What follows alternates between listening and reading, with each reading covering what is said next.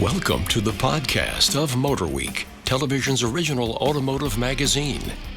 MotorWeek is made possible by TireRack.com, RockAuto.com, and State Farm. Here's your MotorWeek podcast host, John Davis.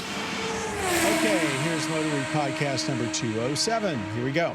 Thank you, Alec Webb. Welcome, everyone, to MotorWeek podcast number 207. And we're here in Studio C at MotorWeek World Headquarters. And around our table today, I am joined by writer-producer Brian Robinson. Hello, John. And our writer, Garrick Zeiken. Thank you for having me. And road test producer, Ben Davis. Hi, Captain. Let's see. We run down the... What you laughing at? I said hi, Captain, and he starts laughing. I love that. That's great. We got a lot to talk about today. Cars we've recently tested, including, and let's start with, the 2019 Ford Mustang Shelby GT350. Garrett? Yes, I got lucky on this one. So we've driven this. There's a story there, probably. So we're familiar with this car. We've driven it in 2016 at Roebling. Still the high-revving, flat-plane crank 5.2-liter V8, good for 526 horsepower.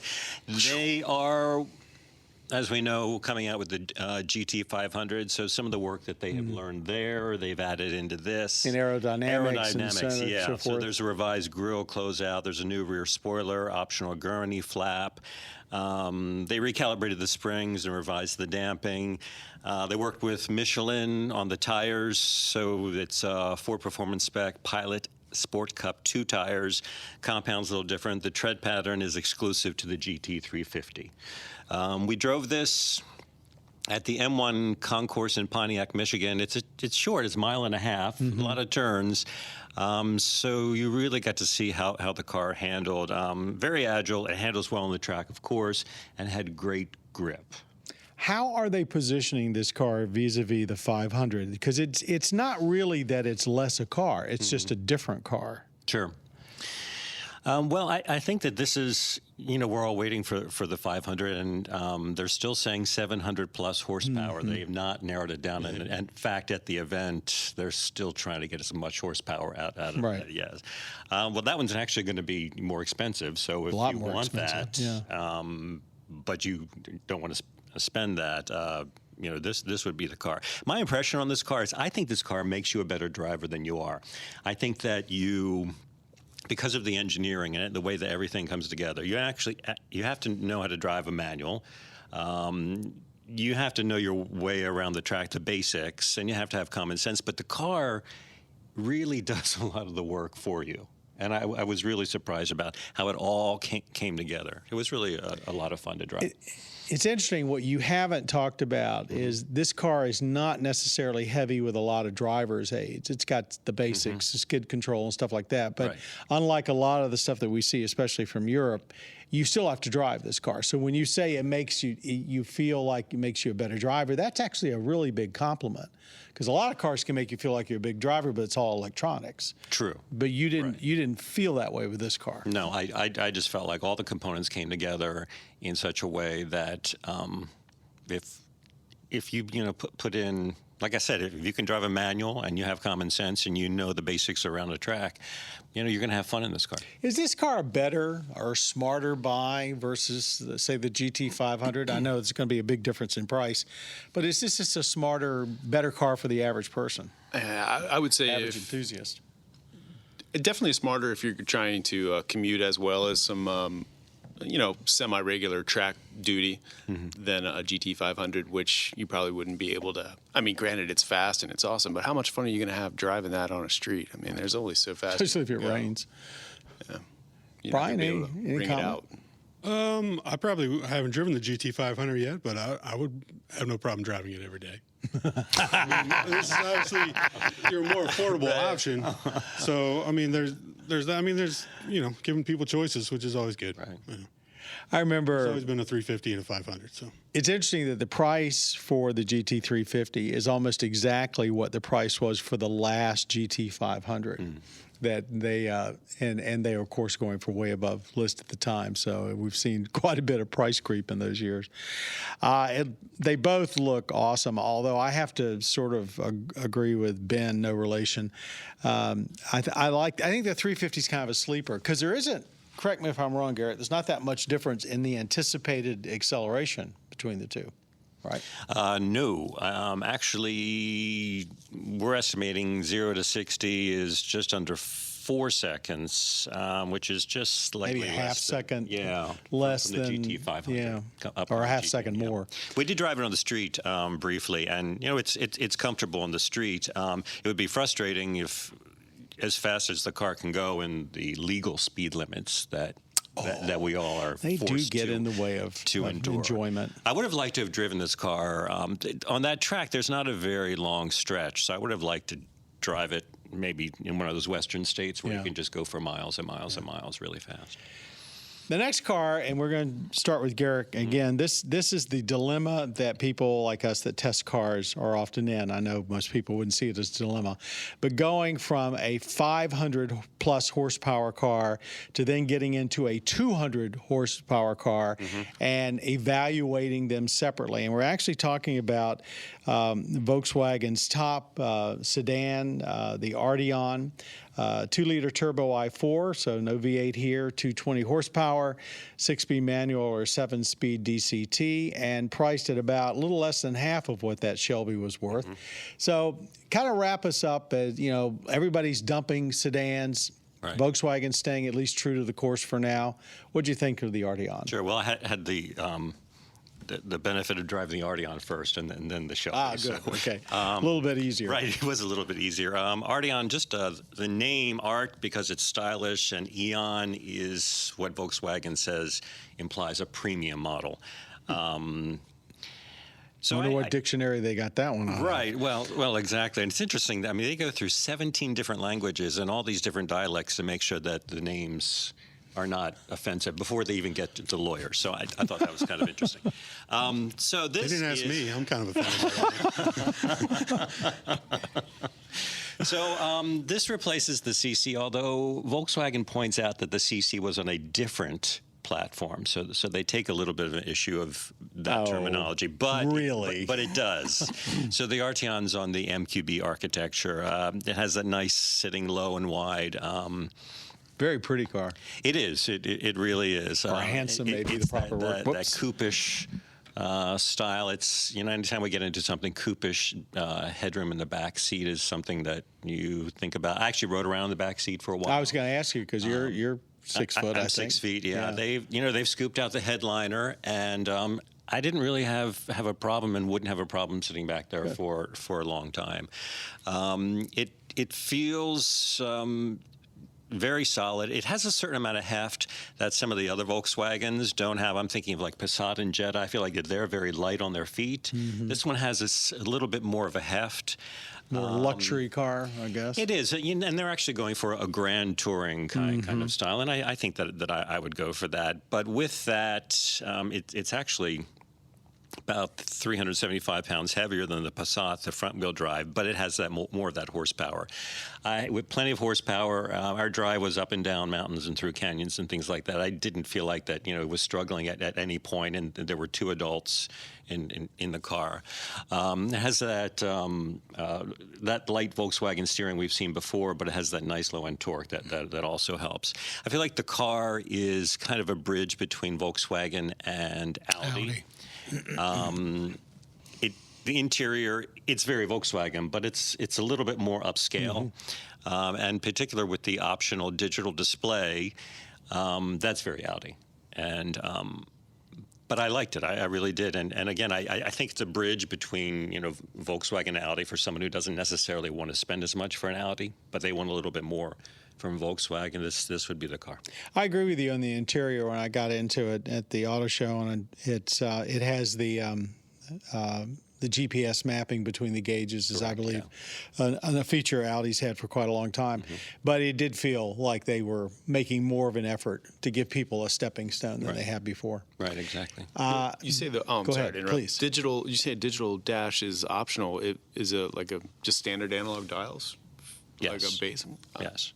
I love that. I haven't seen that since the 90s. I know. Well, Volkswagen still has remained, I think, pretty steadfast on their gauge clusters. It's like, here's your choice. Yeah. That's At great. least they give you a choice. Brian, any comment? I haven't really been around it much. I do like the looks of it. I'm just not sure who's going to buy it. Yep, it's if you put a big square back on the back and a hatch, maybe it'll sell. I'd buy it. Yeah, And, it's and very that, attractive. And that is one distinction from the CC. This is a hatchback. Yeah. So you open it up and you have plenty. You can get a lot in there, whereas the CC was a trunk, and that was one of the complaints about that car. Do you think, since we're starting to see more hatchbacks in the U.S., is that working? Does anybody have an impression? Do they call it a hatchback or do they call it a four-door coupe? I think they call No, it it's a four-door four-door coupe. coupe, but it has. But it is a hatch, hatchback. But it is Right. a hatch. I just wondering what they called it. Yeah. Right. Did they must have scooped out the back so that it's fairly deep. It is. Yes.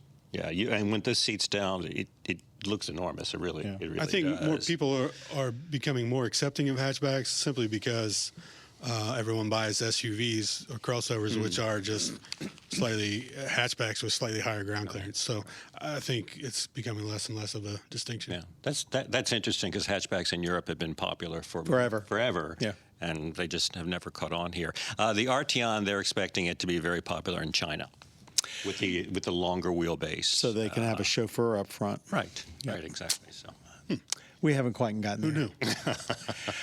Thank you, Garrett. Let's move on to something we did this year, which it was. We sometimes you get tired of hearing about all of the new electric vehicles that are $70,000+ and up, and you forget that they're actually, if you want to go EV, and more people are, that there are quite a few more modestly priced EVs. So we rounded up 5 of them, and had a good chance to take them out on the road and just sort of see which ones worked better in which conditions. I'm going to run down the list, and then everybody just start chiming into what you thought of them in general or specifically. We had the Hyundai Ioniq, which has about 124 miles of range, a VW e-Golf, 125 mile of range. Then we crank it up to the over 200-mile group, Nissan Leaf Plus, 226, the Chevrolet Bolt EV at 238, and the Kia Niro EV, one more. I think they are at 239 miles of range. All smallish, compact or subcompact in style, and but useful, I think. Anybody want to start? What was your favorite, Brian? I didn't drive them as much as Garrick did. I like the fact that all of these are well over 100 miles of range and under 40 grand. That's pretty amazing. Wouldn't have predicted that a few years ago, but the e-Golf is just as fun to drive as a GTI. I love driving that car. The Leaf Plus is still what it was, more techie inside. Chevrolet Bolt, I mean, we've always loved that. I think I was most impressed with the Niro EV. Just that thing had a ton of power. Oh, It yeah. could light up those front wheels at will anywhere. That was a hot ride. Plus, you made a comment about how the Niro apologize. delivers something that the Bolt doesn't. So, well, you said they both are styled like along the SUV, image, Right. tall, boxy. Yeah, the Bolt EV, they kind of marketed as a crossover, but there's really not a lot of storage space in there. Whereas the Niro had, it's really just a wagon itself, but it does have a lot of storage space in there. And we like the Niro in all configurations, so it kind of makes sense that we do. I enjoyed driving them. I found the Bolt still had almost as much of a sporty feel as the e-Golf. I think just driving the e-Golf is still my favorite, but if I was going to buy one, I'd want over the 200 miles. But did anybody ever get range anxiety driving around in them? 5 years ago, if we had been doing this, it would have been like you start worrying about if you can get there the moment you unplug and hit the road. Mm-hmm. Well, so I was on this trip. Right. I did not have range anxiety because our executive producer, Dave Scrivener, had already mapped it out, so he knew where everything was. But that says right there, you've got to know where to plug in. You do. You have to plan ahead, and I think that the people who are buying them now are early adopters, so they like learning and figuring things out. I will say driving. So we drove from Western Maryland to Ocean City. Spent the night in Ocean City, and then I drove back, and I drove the Bolt all 3 days, which I never got to. I really enjoyed driving. I never got tired of being in it. I've been in other vehicles for a long time where you get tired of it after a while. But driving back, I had a full charge. I knew I had enough miles, but I was driving more economically up until maybe that last 100 miles, just to make sure. I knew where I could charge along the way. I just didn't want to have to spend the time to do it. Once I knew for sure, then I was, enjoying the torque a little bit more. And I had like 60 miles left by the time I got back here. I look at these cars, and Brian already mentioned the price. And yes, it's a little bit more than something comparable in size, but I think you've got to look long term and think, okay, I'm not going to be buying gas. Right. Electricity is pretty cheap to charge up. I look at it. Maintenance is going to be much less. I mean, no oil changes, et cetera. I am at the point where if I was buying a second or third car for a family, I think an EV would be at the top of the list. Sure. To Garrick's, sorry. No, go ahead. I've talked enough. You go ahead. Never. To your point, they almost force you to drive more economically, which I think is a good thing. But almost more intelligently, I'd like to say. All of the GPS systems now, they'll put up a map of where you can go and where you can't go, and charging stations along the way. So they're taking as much of the anxiety out of it as they can. Well, and I think that's more crucial in these EVs. In fact, my 90-year-old father, I was driving around with him, and he had noticed that on some of the internal combustion cars, they tell you where a gas station is. With these, you really, would be really helpful on the map if you saw where it was. Was he surprised at the performance, how fast it was? He was, yes. Yeah, because a lot of people still think electric cars are slow, and it's just the opposite. Go-karts. And that's I think that, first of all, the more people who drive them, the more popular they will become. Second of all, I feel like with the range on some of these now, we're kind of getting at a tipping point where it's not so much the range of the car, it's the infrastructure. Correct. Well, you knew that firsthand. And I think that the infrastructure is really lagging more than the car manufacturer's ability to create range. Talk about charging up at the RV camp. Well, fortunately, that was not my task. That was a bit slow. So we drove from here in Owings Mills to Deep Creek. So that's far western Maryland. Totally rural. As far as you can get, and mountains. So that's going to zap some of your energy. But I've done that in my car, too, and I noticed that, I'm not getting as good mileage. So that's a tough drive. You recoup it going downhill, though, which you can't do in your gas car. I don't think you're getting mile for mile recouping. You're getting something. You're getting something, but you're not getting it all back. Right, but you're not getting anything at all back in gas engine. Can't have it all. Yeah. True. You're getting some back. The laws of physics here. It was fine. So we did not start with a full charge, so we got to Hagerstown from Deep Creek, which was about an hour. Yeah. And then we charged up a little bit more, and then we stopped in Anne Arundel County and fully charged up, and then made it all the way to Ocean City. So the trip took a lot longer than it would had we done that in an internal combustion car. When they were doing this, it was part of an extensive drive with these vehicles. At one point, they were, because they couldn't find enough commercial chargers, they were actually at RV camps and used adapters to charge up there. Right. And Dennis Smith, who was along with us, who owns a Bolt, he was saying, you've got to have not only all the charging stations, but it's also helpful to have a guide to all the RV parks, just in case. Right. Yeah, that's new. There's a guy that one of the first Teslas we had, and he drove it across the country before Tesla had all their superchargers in, and that's what he would do. He would charge RV camps. And that was our situation up there. There were no charging stations, so all of the cars were not fully charged when we left, but they all had some charge, just because of how long it took. You made it. We made it. And again, like I said, I had no worries because we had somebody who'd planned it out, and it was going to be fine. It was Griff who planned it out. Yes, it was. So don't go out there. Don't go out there without knowing where you're going to hook up at. All right. Thanks, Garrett. Sure. and Brian and Benny. And lightning round time. More or less have 30 seconds or whenever you get tired to talk about a trending automotive topic. Okay, by now, most everybody has probably seen the Matt Damon trailer for the new movie Ford v. Ferrari, Ford versus Ferrari. It's supposed to hit the theaters in November. They're bringing it out now because this is the time of the year for the 24 Hours of Le Mans.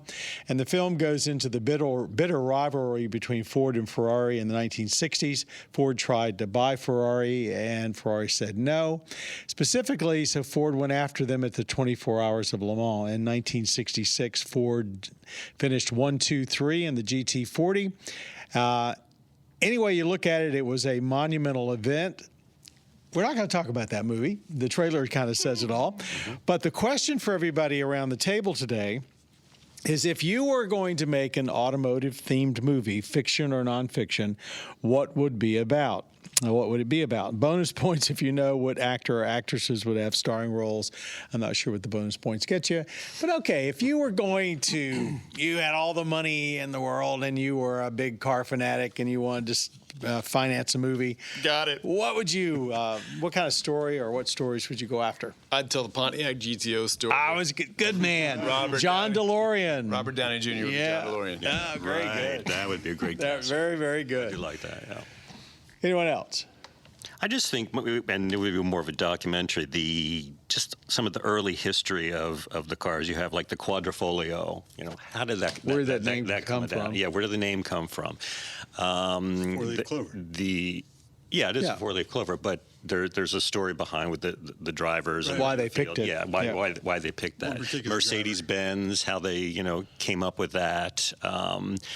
Lamborghini, their cars are all named after bulls because the owner was born under the Zodiac Taurus. You know, I think, And he also had a bone to pick with Ferrari. Yeah. so. I think some of those things are kind of interesting. That'd be more documentary-ish. And I don't have a star I would pick, although Robert Downey Jr. that was nice. I would watch that. Brian. I don't really have a good answer. Oh, for this. come on. You always have an answer. Maybe something like more old school about racing, like dirt track racing, kind of where it all got started. Maybe, or going back to motorcycles and the old board tracks, That's a good one. stuff like that. I don't have any good ideas. Sorry. A Corvette movie would be cool. If you haven't Or a seen TV show about two guys. how Duntov developed the Corvette. Yeah, that would be a the good one. fiberglass car, all and that that was a stuff. hard sell. It was a Yeah. very hard sell. I like to to. go see these movies. Well, you got to put get the stars Miley in and Cyrus to simplify play the Sora. story and make it a little sexy one way or the other. I mean, the Ford v Ferrari. I watched the trailer and read the synopsis, and they really, Matt Damon plays Carroll Shelby, and I have a feeling they've really simplified it, because Shelby was only brought in at the end because the Ford designers had this great car that could do 200 miles an hour. Unfortunately, it became airborne at 170. And they needed his racing expertise not only to massage it and make it so it could actually go into a race, but also just to juice up the effort with his band of merry men and women who basically did a lot about Did they racing. actually finish 1, 2, 3? They did. They did finish 1, 2, 3, but was it Ken? What was One car was a lap down, though. No. Was like, the picture was staged. Yeah. They finished 1, 2, 3, but the first place car was not the first. The first place car that went across the finish line did not win the race. The second car did, because it started further back and actually covered more I knew there was distance. something So in that they picture. botched the photo finish, and the driver they wanted to win, Ken slips my mind, did not win, but they didn't care. They won. And the Ferraris had trouble, so they were way back in the pack. So it was not, one of those finishes where they were just sabotage. neck and a little bit ahead of the Ferraris. But looks like a fun movie, and I can't wait to see it. Will it be better than Driven with Sylvester Stallone? Dude, that was an epic masterpiece. Yeah, probably not. You mentioned John DeLorean. You mentioned the GTO, but chart DeLorean through GTO, through the DeLorean Motor Company, and the drug deals and all that. It's got a lot of stuff in it. It's scandalous. And then it could end badly, or you could end him with what was his reaction when they took the car and put it in Back to the Future. I don't know. That could have been something funny. I have one more to add, and it would probably be pretty much of a downer, but I'd like to see the story of the Edsel. It's the most monumental flop in modern automotive history. I believe that's straight to home video. Yeah, could be. Like I said, well, it'll get a viewership just a little bit less than Garrett's documentary, probably. All right, enough. You stole my thunder anyway. All right, anybody got, we have a question from a viewer, from another John. Questions. Okay, I've got a 2016 Honda Accord and was surprised to hear of the extra maintenance that comes with direct injection engines. They're known for carbon buildup problems, not all of them, John. Yes. Also, because of our travel schedule, the car sits for up to 4 weeks at a time, and when we return, we often find our battery is dead. Our dealer says this is the new normal. Is this really normal for modern cars? Oh, yeah. As far as the carbon buildup, that's more people trying to sell aftermarket products than reality. BMW had some problems early on, but... as far as dead batteries, it doesn't take long for cars. I mean, we go pick up cars at dealerships often, and sometimes the car sitting there in a lot, it won't start. They'll have to go get a charge bag, and it's only been there a couple of weeks. There's a lot of stuff that's left on in a car just because of new electronics. All kind of things sucking your power out of Theft your battery. deterrent. So a couple of weeks, and that's what they do now. He's right. The only thing you can do, John, to protect that is, number one, make sure your battery is never more than a couple years old. When you buy a battery, go for the biggest, CCA, cold cranking amps, the highest you can get. And the other thing, as Brian alluded to, is get one of those lithium battery packs and stick it in the trunks. Yeah, or just unhook your battery. You can get a quick disconnect. You'll lose all your presets, but otherwise you can get a quick disconnect where you just flip a switch and it'll... like the old racer ways. Yeah, turn the power off. I wonder if that's advisable, though. I'm giving bad information. I have no idea. No. I mean, it's no different than when you change your battery. No, I don't drive. My daily driver is actually not a daily driver. It's more of a monthly driver, and I unhook my battery. Do you? Yeah. Anybody else I comment wouldn't try about it on that? a 48-volt car. No, I would not. And that's true. A lot of the new ones are coming that way. Ben? It's still a 12-volt, so-old battery on the 48-volt. Those systems aren't integrated into the battery. Just make sure you disconnect get a cutoff the right switch thing. rated for that kind of power. You're a classic car kind of guy. Do you ever come up to where you're short on power to get started? No, I see it. It must be because the cars I have draw less power when they're dormant, maybe. I use battery tenders when they're at home. I've got something sitting in the garage for weeks, not a battery charger, but what they call a tender, and it seems to keep everything up to speed. Before that, my Mini Cooper would sit half a winter, and it would seriously have battery problems. And every time the battery ran down, it set a code in the car, and that caused me lots of problems. So you've got to be careful about letting your battery run down. So, John, I wouldn't be too much concerned with the fuel injection situation. I would recommend using the best gasoline your pocketbook can buy. The additives there make a big difference. And keep your battery up to stuff, and maybe either get a cutout switch like Brian was talking about, or one of those lithium battery packs and throw it in the trunk. And hopefully you will be able to get beyond this situation. Or trickle charger. Or a trickle. That's what I was saying, the maintenance, the battery maintenance. It's basically a trickle charger with a little bit of a brain in it. Rant and raves, anyone? Anybody got something that's bothering them one way or the other? I want a scan button like you used to have in cars. I've had cars in the past. Instead of just a seek button. To scan through the radio station. It seems like I was just in a car recently over the weekend on a long trip, and wherever the scan is, it's so far in the menu that, I'm on the interstate driving 70 miles an hour, which is a legal limit. I don't have time to go through that. No, that's a really good point. Some years ago, they stopped putting the scan button on and just put the seek button, which just goes to the next strong signal or to a preset. No, I want to scan it. I agree with you. And I want it to keep going until I stop it. I've had some where it'll only go around once.